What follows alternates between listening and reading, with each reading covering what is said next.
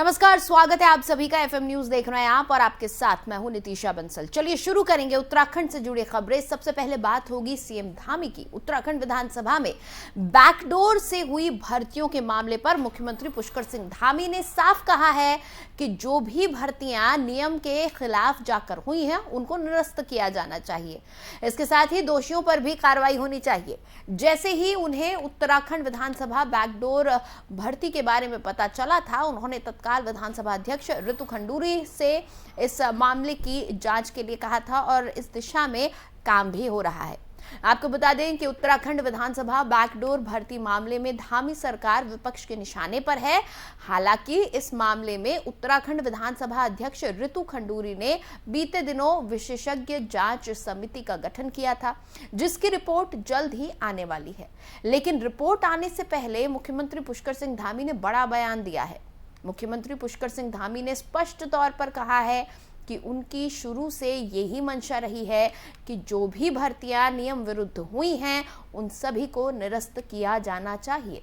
इसके अलावा जो दोषी हैं उन पर भी कार्रवाई होनी चाहिए। मुख्यमंत्री पुष्कर सिंह धामी ने भी कहा कि वो अपनी मंशा पहले ही उत्तराखंड विधानसभा अध्यक्ष ऋतु खंडूरी को बता चुके हैं।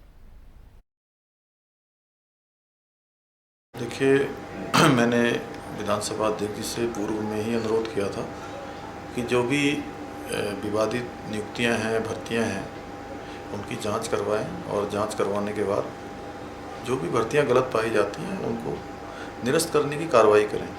मैं विधानसभा अध्यक्ष जी का धन्यवाद देता हूं कि जो हमारी सरकार की माननीय प्रधानमंत्री मोदी जी के नेतृत्व में पूरे देश के अंदर नीति है, पारदर्शिता की नीति, सुशासन की नीति, उस पर आगे बढ़ते हुए आज ये सभी भर्तियां निरस्त करने का जो निर्णय लिया गया है, उसके लिए मैं विधानसभा अध्यक्ष जी का धन्यवाद करता हूं। और आगे भविष्य में विधानसभा के अंदर होने वाली सभी भर्तियां पारदर्शिता तरीके से हों, व्यवस्थित तरीके से हों और एक नियम और नियमावली के आधार पर भर्तियां हों।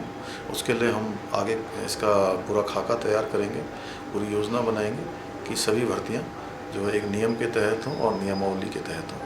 सर, जो यूके SSS भर्ती का जो जांच चल रही है, STF कर रही है सर, काफ़ी गिरफ्तारियां उसमें हो चुकी है, लेकिन उसमें सर CBI की भी मांग बीच बीच में आ रही है। सर, आप किस तरीके से इसे देखते हैं? अगर देखिए, मैंने पहले ही कहा है, चूँकि ये भर्ती के विवादित मामले, गलत भर्तियों के पेपर लीक के मामले कई सालों से आते रहे हैं। 2014 में जब से कमीशन बना है उसके बाद से बार बार ये सब मामले उठते रहे हैं। इस बार जब मेरे समक्ष भी ये मामला आया था तो हमने उसको पुलिस को जांच करने को दिया, STF को उसको नियुक्त किया कि STF उसकी पूरी जांच करेगी, विजिलेंस उसकी जांच करेगी।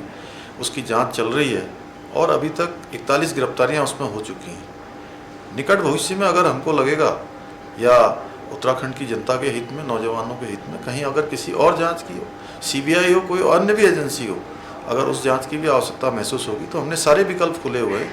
हमने कोई लक्ष्मण रेखा नहीं बांध रखी कि हम यहीं तक बढ़ेंगे। हम उसके लिए कभी भी जो भी जरूरत होगी उसके अनुसार कार्य करेंगे। सर, महिला आरक्षण जो है वो हाईकोर्ट में था, तो क्या सरकार आगे सुप्रीम कोर्ट तो लेके जाएगी सर उसे? महिला आरक्षण हमारी बेटियों का हक का मामला है, उसके लिए हमारी सरकार सुप्रीम कोर्ट जाएगी और आगे तक जहाँ भी लड़ाई लड़नी होगी हम लड़ाई लड़ेंगे। और साथ ही साथ ऑर्डिनेंस लाने पर भी हम विचार कर रहे हैं कि हम ऑर्डिनेंस लाएं। सारे जो हमारे विधि के पहलू हैं उन सभी पहलुओं का हम जो है ठीक प्रकार से विचार कर रहे हैं। हमारी जो बेटियां हैं, उत्तराखंड की जो नारी शक्ति है, उसका जो है हर प्रकार से उनका संरक्षण हो, उनके हित बने रहें, उसके लिए हमारी सरकार हर लड़ाई को लड़ने को तैयार है। देखिए, मैंने विधानसभा अध्यक्ष जी से पूर्व में ही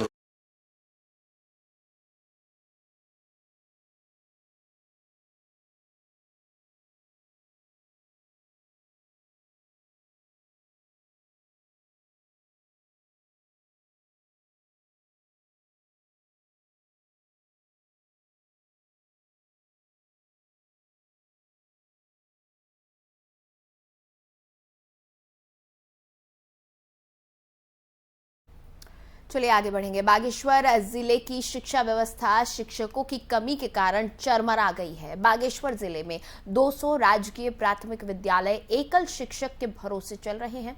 26 राजकीय प्राथमिक विद्यालय बगैर शिक्षक के सहारे केवल काम चलाऊ व्यवस्था के आधार पर चल रहे हैं। बागेश्वर जिले में शिक्षकों की कमी के कारण हर साल 5 से 10 सरकारी विद्यालय बंद हो रहे हैं।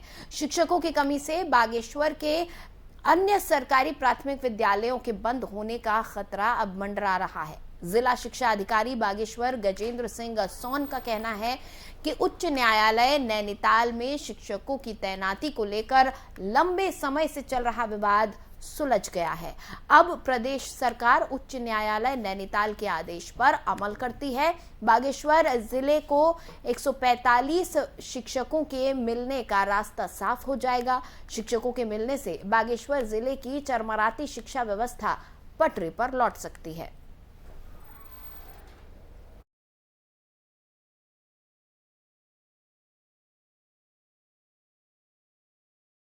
अभी वर्तमान में स्थिति ये है कि मेरे 200 स्कूल ऐसे हैं जो एकल अध्यापकीय हैं और 26 विद्यालय ऐसे हैं जहाँ पर कोई टीचर नहीं है, उनमें हमने व्यवस्था कर रखी है।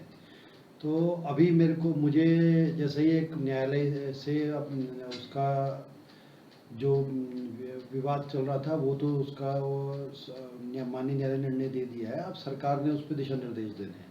जैसे सरकार दिशा निर्देश प्राप्त होते हैं तो 145 पदों पर भर्ती प्रक्रिया कर दी जाएगी। तो 145 अध्यापक यदि मुझे मिलते हैं तो जहाँ पर 5 या 6 बच्चे पढ़ रहे हैं उनको छोड़ के सब जगह 2